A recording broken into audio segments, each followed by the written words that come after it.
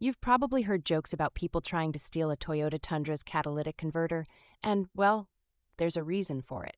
These things are pretty much the unicorns of truck parts. One sells for $1,100 on average, sometimes even more depending on the year. So what's the deal with it? The Tundra's catalytic converter isn't your typical run-of-the-mill tube of metal.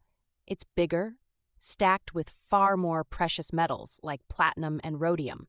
Think of it as the Fort Knox of car parts, right underneath your truck. If you've ever started your engine and heard the sound of a chainsaw, like you just created a new Beijing construction site, there's a good chance someone targeted your converter. That hollow roar isn't subtle. Parking lot thieves use cordless saws and can be done in 3 minutes flat. The real kicker, this isn't just an inconvenience.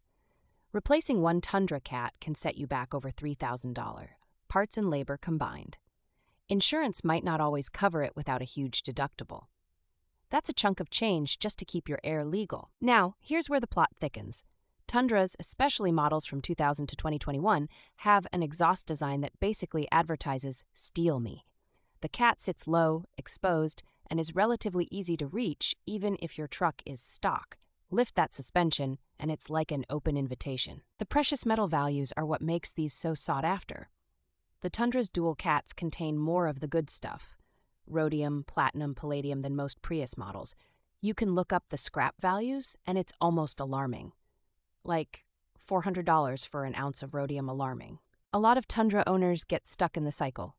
Worried about theft, buying cat shields, parking nose-in against walls, and even getting creative with motion detector alarms, all for a part that 90% of drivers couldn't identify in a lineup of mufflers. If you're replacing one, get ready for sticker shock at the dealership. Aftermarket pieces exist, but they usually don't have the same metal quantities, so emission sensors may throw codes. That's hours lost dealing with check engine lights and dealer techs who seem to speak in riddles. Pro tip, if you still have your OEM catalytic converter and it's intact, don't let a random shop swap it out with a generic.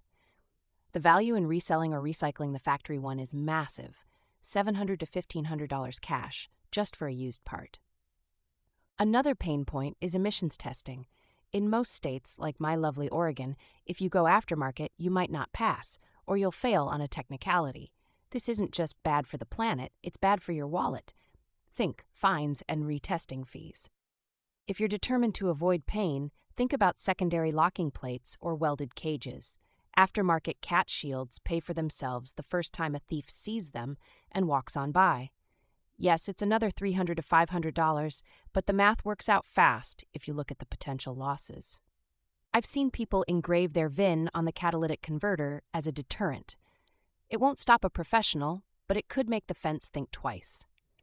And in a world where parts heists cost Americans over $700 million a year, a little paranoia goes a long way, especially if you drive a Tundra.